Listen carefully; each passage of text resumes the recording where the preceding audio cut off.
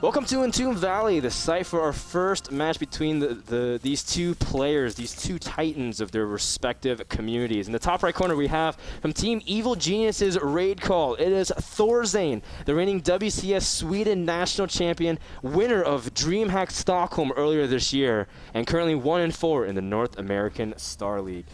In the bottom left, we have from Team SK Gaming. It is MC, the most successful Protoss in StarCraft II history, although based off the way Rain's been playing, he might have a contender really soon. Rain earned $64,000 in the month of October. God. That's already 1/6 of what MC has earned in a course of 2.5 years. And who knows? He could still win more now because it is October. Actually, in Korea, it's not. Never mind.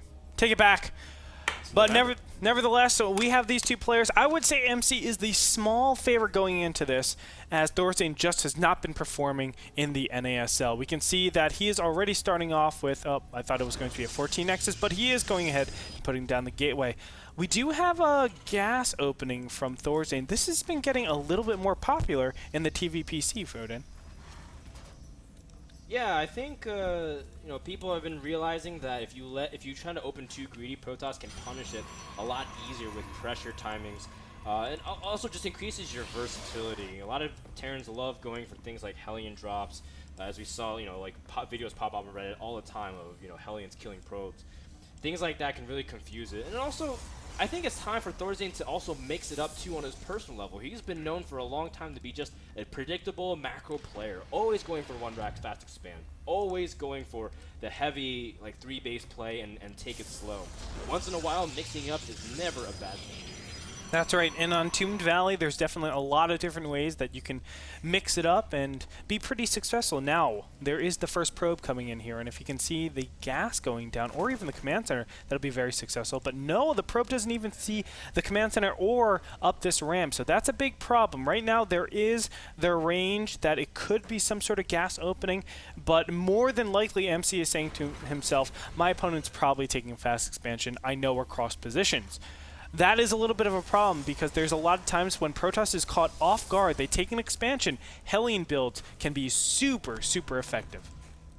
I agree, and the Hellions can traverse a large distance, scout, so that way you have enough time to do stuff. Although ThorZaIN going for an early Marauder while getting a factory onto, I haven't seen this variation of builds in a while. Yeah. Maybe Hellion Marauder of some kind?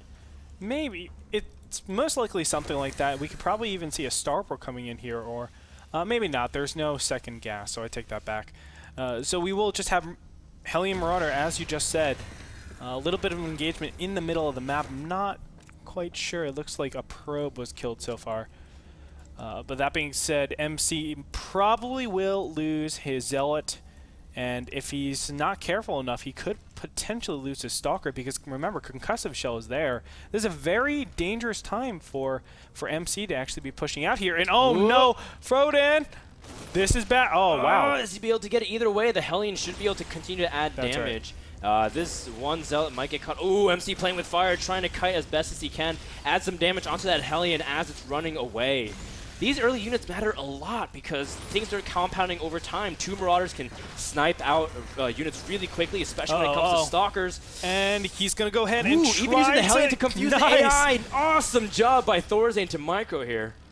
It's unfortunate he didn't actually stutter step the micro, the Marauder. There's a little bit of frame animation that you can cancel right after an attack to make it so that you can do a continuation slow with that Marauder Concussive Shell, but he wasn't able to do it right there.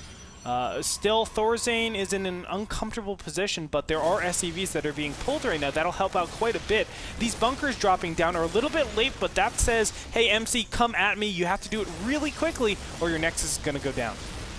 Is MC going to keep the Nexus? He does. So he's going to move down the ramp within the next few seconds. And there it is, Guardian Shield to pop, so he has to take out these units before they do anything. Probes are being pulled as well to distract the SCVs.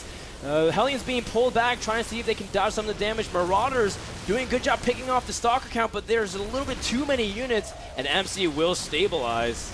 That's right. There is still a little bit of worries, though, because these Hellions are getting into the main base. 2 of them get into the main base. That means most certainly a probe will die, but how many will it be? 2 so far. I think that's only 3. Nice job He does salvage the bunker, and it looks like the Nexus will stay up. So Nice. very nicely done. You know, if ThorZaIN actually pulled the SUVs a little bit earlier, he would have netted that Nexus most likely. Forced his opponent to actually push out further or just lose the Nexus altogether. But how it stands right now, MC is pretty far ahead, having that Nexus down way before his opponent. And look at this, ThorZaIN is struggling to get some sort of defense against these impending Stalkers. Now ThorZaIN transitioning to Marine Tank. Going for some early safety. This might follow up into a 2-base push if he feels safe enough to do so. But MC's going to also counter pressure before the bunker comes up. But ThorZaIN should be safe as long as he's got a tank as well as Siege Mode going to finish up soon. MC really can't pressure. MC's going to eventually have to start choosing other options. There it is. He's going to start gassing at the natural and just do a light contain on his opponent, threatening the counter push. And it's a little bit scary because I like what MC is doing. He's actually continuing the pressure to force SCVs off the line, force ThorZaIN to make a big reaction because, in fact, he doesn't want to be committed onto siege tanks too long. Siege tanks aren't good at mid-end game. But how it stands, he's going to try to pressure up, killing one of the siege tanks, but not being able to kill the bunker. Nicely done by ThorZaIN. That's not a costly trade, to be honest. For MC. Yeah. Yeah, I feel like... Oh. Well, he did try to pressure one of the tanks again, but one tanks for those many units, pretty costly for MC, although he is already preparing his follow-up transition, banking a lot of resources. Is he going to take this notion to expand to a third base? Yeah, he will. So yeah, I don't mind that at all. Income tab shows 30 to 45. MC feels like he's ahead. He's not ahead in tech, but it's okay because his economy is really starting to roar, and I feel like that's going to be so powerful in, you know, in Tomb Valley, to be completely honest, it's not a great pushing map based on three bases. If you're trying to push and your opponent has this high ground advantage, they do normally have the defensive advantage. It's not like other maps like, let's say, Antigua Shipyard, where you can really take advantage of the main base and the natural at the same time. No, this is really difficult to actually attack the natural and another spot. So for MC, it's going to be very easy for him to position his units and defend against any potential attacks. Well, we see ThorZaIN now starting to get very critical upgrades, double engineering bay, adding on his starport as well so he can get out those units.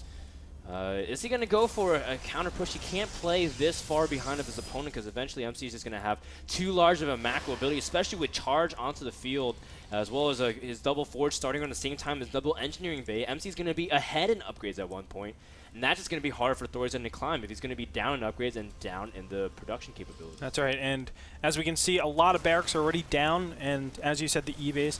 That's a big problem because normally you actually start getting your third command center way before this, but because there are so many barracks up, it actually facilitates some sort of pressure. If ThorZaIN goes into macro mode from here on out, MC is just going to be so far ahead because of his Nexus timing. So when it comes down to it, ThorZaIN needs to pressure up on his opponent, and I'm really willing to see how he does that right now. Well, usually it's a 2 medevac pressure, but this is so late. It's 12 minutes, and medevacs aren't even out onto the field yet. ThorZaIN, what are you going to do? I mean, you can't just drop a command center without being able to pressure, shut down the third base. MC's now adding gases 5 and 6 and powering off of 6 more gateways.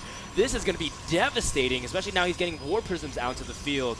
And this is a thing that a lot of Protoss are love doing mid to late game PvT nowadays.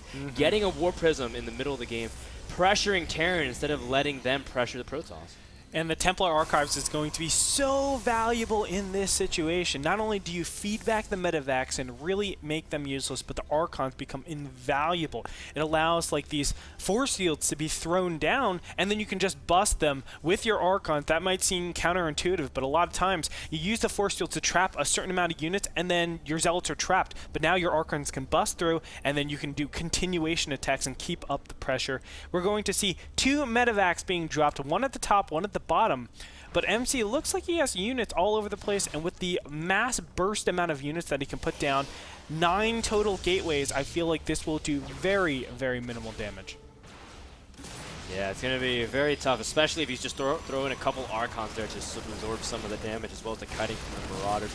ThorZaIN also splitting up his units with that double drop, so that's going to make his pressure even weaker, but he's picking nice spots to drop, and he's not losing too many units. In fact, very nice sweet spot here in the main base, although now MC has to worry about this pressure onto the third base. Does he have the splits correct? In fact, almost all of his zealots here at the natural is not doing anything productive.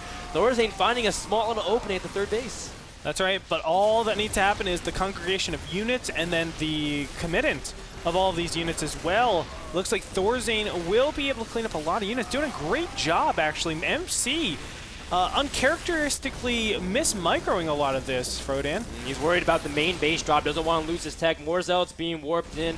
Charge just finished, as well as Blink, giving his stock a little bit more mobility, but there are no stalkers. It's pure zealots and a single Archon to defend. MC warping in more zealots. In fact, he's got 12. No, he's got almost 16 at the natural. This medevac is going to drop, and MC is going to crash onto these siege tanks directly. And he holds because just sheer out of macro. He just got so much money. Frodan, it's just so much stuff. I mean, gateway units are not good at clearing up multi-pronged harassments. A lot of times you need to commit a ton of units just to clear up a single drop. So it displaces units, it gives options for ThorZaIN. And ThorZaIN still wasn't able to capitalize on anything of substance. He wasn't able to kill the Nexus. He wasn't able to really minimize the economy of MC all too much. Income tab showing 66 to 54 harvesters. And as you can see, MC is sitting very comfortably, now hitting 2-2. Yes, there's a big medevac count up, but what we can end up seeing in a little bit is another robo and a robotics being put down. And that'll be so powerful because those constant tech switches are going to be so troublesome for ThorZaIN that's just establishing his 5th and 6th gases right now. Look at these 4 zealots in the main base. They're just like stuck in the little corner. In the main base, right next to the Twilight Council on the double forges. It's really funny. It's like this is like me and this is like Mr. Bitter and Hawken, man. He like sits in one corner and waits for opponents to come to him, but he's not useful to the team in any other regards. He just kind of sits in the corner and camps, and he calls me a camper. No, I can't believe. I don't believe that. I don't believe. No, he's it's like totally that. true. In FPS games, he just kind of sits in the corner, and then it's either that or he just charges them by himself, like 1 versus 14, and just dies. Hopefully it's not like that for now. I don't believe it. Can't be like that. That can't be bitter. It can't be. It's not. It's actually, I do that quite often too, especially when I'm stunned. ThorZaIN adding on 5 more barracks, doubling his production, and now and he actually has a pretty good medevac count. It's just going to also start aggregating ghosts, so he can combat the mainly gateway army. Is MC going to transition into Colossus? Yeah, he's going to drop a second robo as well as a robotics bay. His main is very crowded, Andre. That's okay, man. That's okay. I mean, yes, he's going very heavily into his main, but this main is tucked away nicely in the corner. It's like the hardest spot for ThorZaIN to actually hit, so I agree with that so far. He's taking his 4th base, which I think he should have done a little bit sooner, but still, it's looking good. You can see his main is drying up pretty fast. Oh, unfortunately, he only has 2 probes in that one assimilator.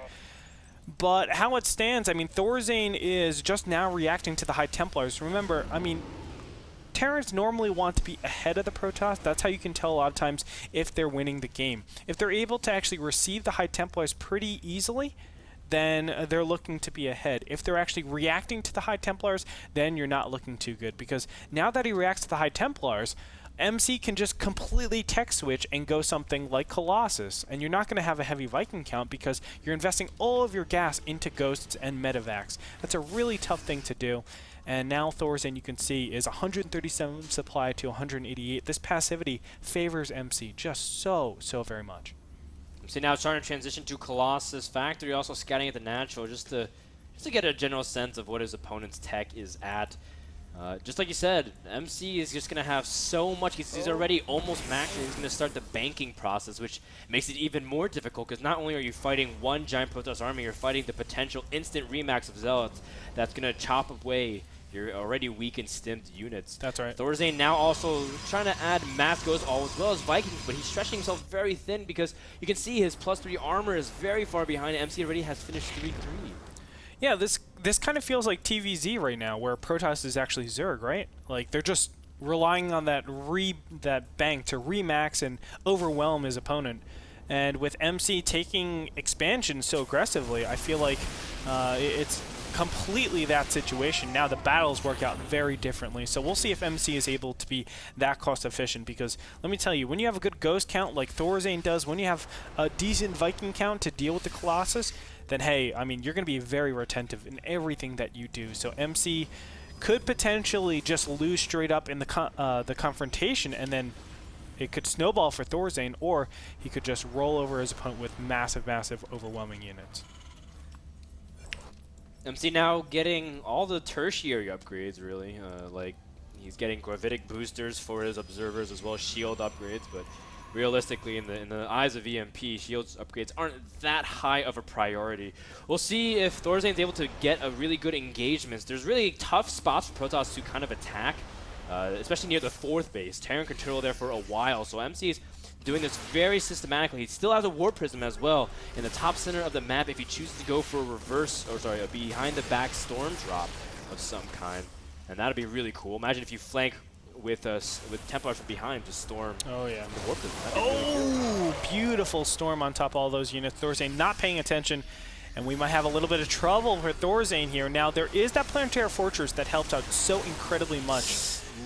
Good storms are actually going to blanket some of those Vikings, but not really too much here. And it looks like he's going to back up from here. You know, it's really tough to actually attack into a Terran that has a Planetary Fortress. This is just a 1,500 hit point meat shield. That really doesn't matter too much. I mean, yes, expansions are good, but when it comes down to it, winning the battle is a lot more important. So if you lose your Planetary Fortress, oh well. If you win the battle, that actually makes up a lot more money. MC's pushing at the 4th while also dropping Zealots from his Warp Prism, so he's going to be doing multi-prong aggression. ThorZaIN has to make a decision. A couple of his ghosts get stormed as well. This planetary gets surrounded, and that's supposed to be an anchor point for ThorZaIN, although he does get a couple of snipes off on some of the units. MC has gotten what he wants, stifling ThorZaIN's economy. Yeah, that was beautiful. You're supposed to engage right here. You want the Terran to be actually engaging here, and then Protoss really can't have any way of surrounding with those Zealots, killing the Planetary Fortress, and then you have a lot of wasted efforts. But ThorZaIN just slightly out of position, and look at that. MC is instantly just taking advantage of that position. Beautifully done. Now, we might have another battle here. I would say ThorZaIN is looking really good with his composition. But it's going to come down to the storms. Oh my goodness. Ooh, the Vikings are taking so much massive damage. Colossus doesn't even really need to engage. Although ThorZaIN is getting some nice snipes off, but MC can replace those so easily. Scan, trying to see if he can detect or kill off any observers for these ghosts to cloak and move in, but it doesn't even really matter. MC is so rich compared to ThorZaIN. And, I mean, I love that MC is also dropping cannons everywhere, making sure he can't get dropped. No potential room for comeback. If you just make sure you can't get dropped. That's right. And, you know, it's really, really tough for ThorZaIN to weather this storm, man. I mean, this is going to be constant. MC should keep up the pressure non-stop. Make sure, even if he loses and trades out pretty poorly, make sure you're utilizing your advantage, which is your bank. Your bank is your strongest asset in this position. ThorZaIN is only at 165 supply, and you can see he's pretty mineral starved at this point. Natural mining out. Main has pretty much already mined out, so it's just his 3rd base. He's on maybe 2.5 mining bases. That's not too good, so if you can really exercise your advantage here, MC should be able to just propel that into a big W. Yeah, and trades from this point on favors MC because of his ability to fall back. And yeah, sure, you might use some energy, but he's also got like 9-10 Templar scattered throughout his bases in preparation for any kind of counterattack. And again, MC's doing this very, very well, although ThorZaIN, he's hanging in there. You know, he's making sure to at least secure 1 base at a time, not trying to overextend and try to take 2 bases. He wants to focus on one area of combat. Says, I need to secure this 4th base. I need to secure, I guess from this point, he's going to secure a 5th base and control the center. If he can do that, then we have room for comeback, because you can kill off the army. If you have such a big, large army advantage, like say you get the EMPs off and you wipe everything off cleanly, then you can snowball that momentum all the way to victory. That's right. But it's really, really tough. It is. Super hard. It is. You need to be super cost efficient with that. And even now, MC is having like the insurance to make sure that he doesn't die like that. You can see a total of what? How many is this? This is extra 6, so 30 total gateways on the field. That is insane. Quad robo. That means I can get 6 times 4 is 24, and then 30 times 2 is 60. So you're looking at 84 supply instantly. Yes. I practiced my math skills right before our casting. I did a bunch of like arithmetic, like drills. Nice. just to make sure I wouldn't mess up for this very moment, Andre. Frodan, the only thing is attacking into this position is a little bit tough. You want to actually displace the army before you actually engage. Now remember, if ThorZaIN loses out right here, he's dead. But if he wins, he needs to win by a big margin. Oh no! His ghosts are dying, although a lot of EMPs land. There's still some storm energy. The Vikings are getting pretty tender. They don't want to push any farther forward. MC also controlling the top left, making sure ThorZaIN isn't secret ninja expanding, at least without MC's notice of it. Meanwhile, we see, again, 2 more command centers as well as mass Marauder. We've been seeing this more out of Terrans, replacing a lot of their Marines and goes with Marauder, so that way they're more durable. They can handle storms. They can handle a couple volleys from the Colossus. And we'll see how good ThorZaIN's micro is. He can set himself up for a good concave. And technically, ThorZaIN doesn't really have to attack. I mean, he's the one that still needs more time. So MC is the one that sort of, if he wants to make a play, or sorry, if he wants to make something happen, he has to make a play. That's right, and it looks like he will start to be a little bit aggressive against this one. Planetary Fortress at the perfect time, but no, Marines and Marauders are going to intercept this pretty nicely. And that being said, yeah, so we're going to have passivity yet again. And I completely agree, Fred, and I feel like MC should be a lot more active, but I understand the thought process as well. It's very easy to be on that slippery slope where you lose all your units immediately, and then that momentum just swings in. You can see the army for ThorZaIN's pretty intimidating, and he's doing everything right. I love what he's doing, adding on additional command centers instead of trying to be active, just saying, I'm going to rely on being super cost efficient in this game. Yeah, he's also got less workers, too, so his army supply is technically way bigger. 148, almost 150 supply of army. Oh my god. Compared to 120, and that's just massive. Imagine if those 30 supply was purely in Ghost and Viking to deal with everything. Blanket storms to ensure that ThorZaIN's army does not pass any further. MC's control is very sharp this game. In fact, no stray high Templars I've seen thus far from MC. ThorZaIN also showing lots of restraint. ThorZaIN always being known for pristine Ghost control. And this is I'm having flashbacks to the Tal'Darim game where it seemed like MC was so far ahead the whole entire time, and all it took was a couple good EMP rounds from ThorZaIN, and things completely turned the tide, especially if you snipe observers and Ghosts are empowered and you don't land the storms on them. Anything can happen, Andre. Yes, sir. And here we go. The big engagement might actually happen right here. Nice preemptive EMP, just like those storms. You want to be able to do that, but Vikings are not in position, Frodan, and they can actually kill some ghosts! Oh, 3-4 ghosts get picked off immediately. That's a massive influx. I think ThorZaIN was not prepared for it, although there's still 18 Vikings practically one-shotting, insta-killing the Colossus. MC being, again, very meticulous with his control, blinking back to Stalkers. The army supply is actually not that big for MC, but he's in a storm everywhere. Vikings are taking massive amounts of damage and is utilizing the orbital commands for some surface area reduction, but ThorZaIN will crush this army, but I think MC traded just enough. That's right, and you can see 19 Zealots being warped in here. I have no clue where they are, Frodan.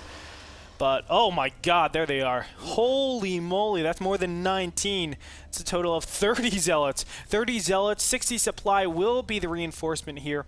But I don't think that he can really do much. This is what I love. Now, you can see the Ghosts are pretty weathered right now. They don't have a lot of EMPs, so that means the High Templars are, for a brief time, empowered. If MC can really take advantage of this time, then he will be able to just win the game straight up here. And how the Ghosts are right now, I think he's going to be able to do that. Oh my god! Storms and feedbacks, although there's not enough energy, so feedbacks don't kill, but the Zealots are all there, ready to clean up everything. An instant cloak. MC also sees a lot of Vikings in preparation for the Colossus, but there are none there for the battle. Completely out-tech switched here, and ThorZaIN has to kind of struggle together a defense. Lots of reinforcements are getting cut off. ThorZaIN will stabilize, but again, he doesn't have time to rebuild while MC's been given all the time in the world. Another huge influx of Zealots that are all 3-3-3. And that's just so much because ThorZaIN's just going to lose more. And these trades, again, favor MC because he's now almost have the entire bottom half of the map. That's right, but good choking over here at the third base is going to make him really cost efficient, but still this is scary because look at that. More Zealots, Frodan. Now, Frodan, MC needs to be a little bit careful because he is throwing a ton of bank away right now, and it looks like there is a little bit of stabilization. Oh, but more High Templars! Maybe he's bringing all the High Templars that have been sitting idle for most of the game, and now he's bringing in the Storms, oh my goodness, massive amount of carnage over at the Terran's natural ramp. More Zells are streaming in as MC just has bank for days, and the 4th base is gone. The 3rd base is under siege. The natural might as well be dead soon because ThorZaIN can't really mine from anywhere else. He's down to his last 100 minerals. And you know what? When you make that many Zealots, what else do you have? You have GG. Archons and Gas. GG gets called out. Beautifully done by MC. Really, really exercising his bank, making it so that he just puts on constant pressure.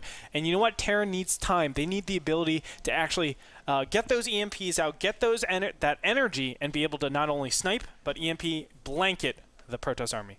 Yeah, that was really well done. I just love that both players were very meticulous in how they controlled their ghosts and their TIE Templars, the caster battle, as a lot of times that's so delicate. If you get all of your High Templars EMP'd, that's it. You have nothing really to protect yourself. You can't storm to defend against the Vikings. They pick off your Colossus. From there it goes. But same opposite way. If you storm everything, kill off everything, then what does Terran have to answer all of the mass amount of units? And what was really cool is that the army supply was even more of a deficit for MC. Remember, he had 10 to 12 Templars all over the map, as well as a few Zealots patrolling. He was fighting at, I think, 50 supply deficit and was still fighting super cost efficient. That's right. That's really awesome, especially like you saw his army was so small compared to ThorZaIN. That's right. And another thing to keep in mind, guys, is the fact that 4 Robos are out. And when you see 4 Robos as a Terran, you say, when I remax, I need to get Vikings no matter what, because all of a sudden there could be, in less than 60 seconds, 4 Colossus out in the field. So I need to get Vikings. And you saw all those Vikings are really inefficient. They shouldn't really be there, but they have to be there just for the thought of Colossus being there. Just in case, man, because exactly. It just takes one time where you're not prepared. Exactly. And then all of a sudden you're caught with your pants And down. that's why you didn't see like that mix of units from Protoss. It was just Zealots and Archons, Zealots and Archons. That consistency of units is so powerful because when you go Vikings, Vikings aren't really good at dealing with either of those units. So go those 2 units, Zealots and Archons, and then you are able to just sweep your opponent away. What a thrilling game number 1, which was brought to you by Squarespace. For everything you need to create a website, go to nasl.tv/p/squarespace for your own website creation, whether it's a blog, resume, or for your own projects. When we come back, game number 2 between MC and ThorZaIN. Don't go anywhere. We'll be back in just a minute.